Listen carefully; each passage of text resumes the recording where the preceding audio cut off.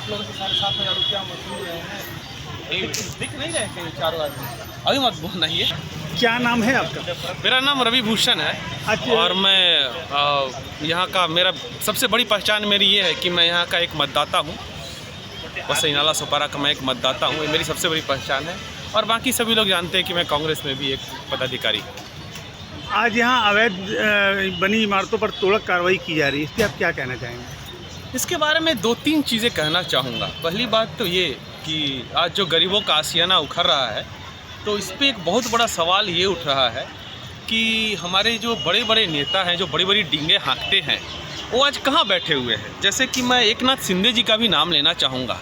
मैंने एक वीडियो देखा, उसमें एकनाथ शिंदे जी बोल रहे हैं कि उनके पॉकेट में 2 पेन रहता है और धराधर जनता के कल्याण का कार्य करते हैं। तो एकनाथ शिंदे जी से सवाल करना चाहूँगा कि एकनाथ शिंदे साहब, क्या हो गया? आपके दोनों पेन में स्याही है कि नहीं है? यहाँ की जनता की जो आशियाने टूट रहे हैं, इनका आंसू पोंछने के लिए आप उस पेन का इस्तेमाल क्यों नहीं कर सके? 41 बिल्डिंग अवैध थी, आप कुछ कोशिश कर सकते थे, तो आपने उसके लिए क्या कोशिश किया? जनता को बताइए, जनता आपसे जानना चाहती है। लेकिन ये कार्रवाई न्यायालय के आदेश पर की जा रही है। बिल्कुल सही है, न्यायालय के आदेश पे की जा रही है और न्यायालय के आदेश का सम्मान होना भी चाहिए। लेकिन इसके साथ साथ ये भी है कि ठीक है, टूट रहा है, कोई बात नहीं है, लेकिन उनको उनका अल्टरनेटिव मिलना चाहिए कि नहीं? क्या इनको रोड पे छोड़ देना चाहिए? जो लोग घर लिए हुए हैं, जो टैक्स देते हैं, महानगरपालिका को टैक्स देते हैं, उनको घर पे तो नहीं छोड़ा जा सकता ना। नरेंद्र मोदी जी का ये विजन था कि 2024 तक सबको अपना घर देंगे। अरे साहब, जिसको घर मिला हुआ उसको आप लोग तोड़े जा रहे हैं, तब क्या घर देंगे? आप बोलते टीवी में बड़ी बड़ी बातें और ग्राउंड पे दिखते हैं तो कुछ दिखता नहीं। अब आ जाइए लोकल नेताओं की बात करते हैं। इन गरीबों पे यहाँ के जो लोकल छुटभइये नेता हैं, उन्होंने अपनी राजनीति चमकाई थी। छुटभइये नेता आप किसको कहना चाह रहे हैं? हम बहुत सारे लोगों का नाम लेना चाहेंगे। अभी मैं जहाँ जा रहा हूँ, जनता पूछ रही है क्या ठीक 3-4 महीने पहले, यदि मैं झूठ बोल रहा हूँ तो बताइएगा, मेरे से कोई गलती हो तो, क्या ठीक 3-4 महीने पहले रुपेश यादव जी, किरण भोयर जी, नवीन दुबे जी, कैलाश पाटिल काका, क्या चारों एक ही मंच पे नहीं थे कि मैं तुम लोगों का टूट रहा है बचा दूंगा? कहने का मतलब ये है कि ये न्यायालय का आदेश है, तो आपने जनता को झूठे आश्वासन क्यों दिए? गरीब जनता को झूठे आश्वासन देना एक पाप है। तो किरण भोयर जी, नवीन दुबे जी, रुपेश यादव जी, आप लोग यहाँ के नेता हैं, आज आप दिख नहीं रहे हैं। कैलाश पाटिल का आप कहाँ हैं? आप तो भाजपा ज्वाइन भी कर चुके हैं। अब इन गरीबों के भीड़ पे राजनीति चमकाने वाले ये नेता आज विलुप्त हो चुके हैं।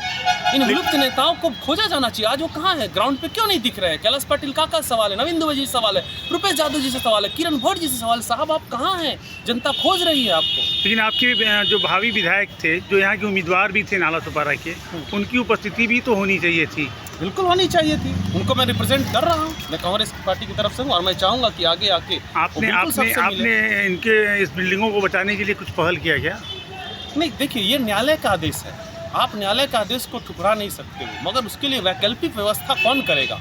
वही करेगा ना जो ट्रिपल इंजन की सरकार चला रहा है। केंद्र में मोदी, महाराष्ट्र में मोदी, अब तो वसई में भी मोदी। तो आप डबल इंजन की सरकार की आप मांग करते हैं, हमने आपको ट्रिपल इंजन की सरकार दे दी। तो आपके यहाँ की जनता की इतना बड़ा एकड़ ज़मीन है, सच बताइए, क्या इसका ऐसा उपाय नहीं हो सकता कि महाड़ा जैसा आप एक बड़ी बिल्डिंग बनाएं और जिन विस्थापितों का आप ज़मीन छीन रहे हो उनको भी घर दे दो और बाद में आपको बिल्डिंग ही बनाना है, इस पर बिल्डिंग बनाइए। STP का तो आप काम करने वाले हो नहीं, इस पर हम लोग को भी मालूम है, सबको मालूम है। लेकिन ये सरकारी ज़मीन तो है नहीं कि ये गवर्नमेंट दे सकती है, ये तो किसी की निजी प्रॉपर्टी है।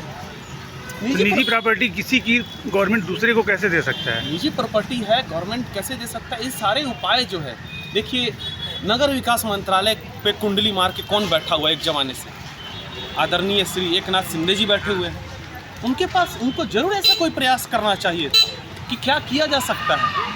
ऐसा बात नहीं है कि कुछ भी प्रयास नहीं कर। अच्छा, सच बताइए, 51 बिल्डिंगें में विरार में हितेंद्र ठाकुर जी के नाक के ठीक नीचे 51 बिल्डिंगें का मामला सेटलमेंट हुआ कि नहीं, मैं बताना चाहता हूँ। उस 51 बिल्डिंग में क्या था? नकली स्टैम्प पेपर, नकली स्टैम्प, MMRDA का नकली स्टैम्प, VVCMC का नकली स्टैम्प था ना, सिडको का नकली स्टैम्प पकड़ा गया ना 51 बिल्डिंगों का, लेकिन उसको किया गया ना उपाय। कहने का मतलब ये है, ठीक है, न्यायालय ने जो किया है, न्यायालय का आदेश का मैं भी सम्मान करता हूँ।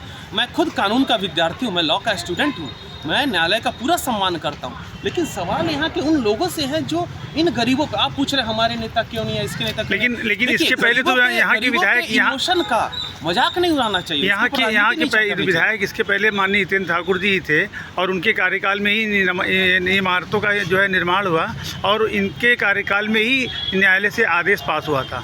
उस समय इन्होंने क्यों नहीं किया कुछ? बिल्कुल, बहुत बड़ा सवाल है। हितेंद्र ठाकुर जी से सवाल पूछा जाना चाहिए। आज भी बहुजन विकास अघाड़ी को, ठीक है ये तीनों सीट हार चुके हैं, लेकिन फिर भी वसई और नाला सोपारा में बहुजन विकास अघाड़ी को 2 लाख से ज़्यादा वोट मिले हैं। तो हितेंद्र ठाकुर साहब से सीधा सवाल जनता पूछ रही है कि साहब हमारे साथ जो अन्याय हुआ, देखिए गरीब लोग क्या है अपनी रोजी रोटी काट के एक घर लेते हैं भाई। आज उनको वो जो विस्थापित हो रहे हैं उसके लिए प्रयास कौन करेगा? हमारे जैसा आदमी तो नहीं कर सकता है, हम लोग तो छोटे लोग हैं। इसका प्रयास तो वही करेंगे ना जिनका केंद्र में सरकार है, राज्य में सरकार है और वसई में भी। आप मांग क्या करना चाहते हैं? हम चाह रहे हैं कि जो गरीबों के साथ जो अन्याय हुआ है, उनके साथ जो धोखाधड़ी हुई है, तो उनको न्याय दीजिए। एटलीस्ट आप उनके घर से छत छीना जा रहा है तो आप उसके लिए कुछ अल्टरनेट उपाय कर दीजिए। इसके लिए दोषी किसको समझते हैं आप? इसके लिए डेफिनेटली शुरू में जब अनदेखी की गई तो पूरा प्रशासन दोषी है, ऊपर से लेकर नीचे तक। स्थानीय विधायक, उनकी पार्टी के जो लोग थे वो सब सारे लोग दोषी हैं।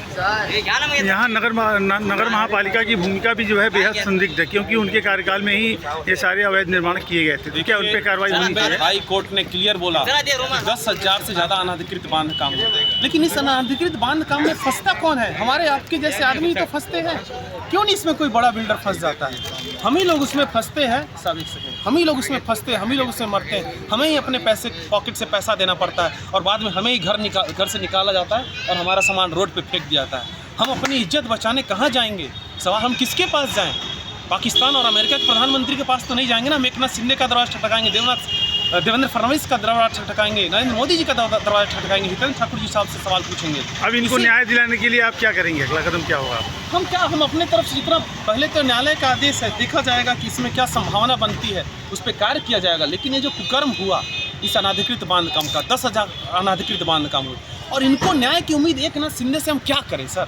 जब बॉम्बे हाई कोर्ट बोलता है कि 10,000 अनाधिकृत बांधकाम हुए वसई विरार में, वही बॉम्बे हाई कोर्ट ये भी बोलता है कि कल्याण महानगर पालिका में 1 लाख अनाधिकृत बांधकाम हुए। लेकिन न्यायालय ने जिस वक्त ये बात कहा था कि यहाँ 10,000 से ज़्यादा अवैध निर्माण कार्य किए गए हैं और सारे अवैध निर्माणों पर त्वरित कार्रवाई की जाए, उस समय महानगर पालिका ने उन अवैध निर्माणों पर त्वरित कार्रवाई आज तक नहीं की है। लेकिन ये 41 इमारतों के लिए अचानक इनके पास इतनी तेज़ी आ गई, इसका रीज़न क्या है? देखिए वही बात है ना, गरीब का कोई नहीं होता है साहब, गरीब का कोई नहीं होता है। यही कोई 5 स्टार होटल होता तो पूरी ताकत लगा दी जाती। कानून की एक से एक पेचीदिया जो है उस पर प्रयास किया जाने लगता, दिल्ली तक हिल जाता। लेकिन चूँकि गरीब आदमी है तो छोड़ दो। इनका राजनीतिक इस्तेमाल क्यों किया यहाँ के लोकल नेताओं ने, ये मेरा सवाल उठता है और ये सवाल बार बार मैं उठाऊंगा। और उसके लिए क्या ठोस प्रयास किए गए बताएं, जनता पूछ रही है। आज क्यों नहीं दिख रहे हो आप? कहीं दिख रहे हो? नेता कहाँ है? आप खोजिए, नहीं दिखेंगे तो बताइए। हेलो, हाँ, हमने पहले ही कहा था कि भाजपा आएगी और बुलडोजर राज लाएगी। क्या ये मुझे विश्वास नहीं है कि क्या ये सच हो रहा है? ऐसा डर, ऐसा भय लोगों के मन में व्याप्त हो गया कि भाजपा आएगी, बुलडोजर राज लाएगी। बुलडोजर पे चुनाव प्रचार किया था उन्होंने, आज हमें बुलडोजर देखने को मिल रहा है। यही है भाजपा सरकार।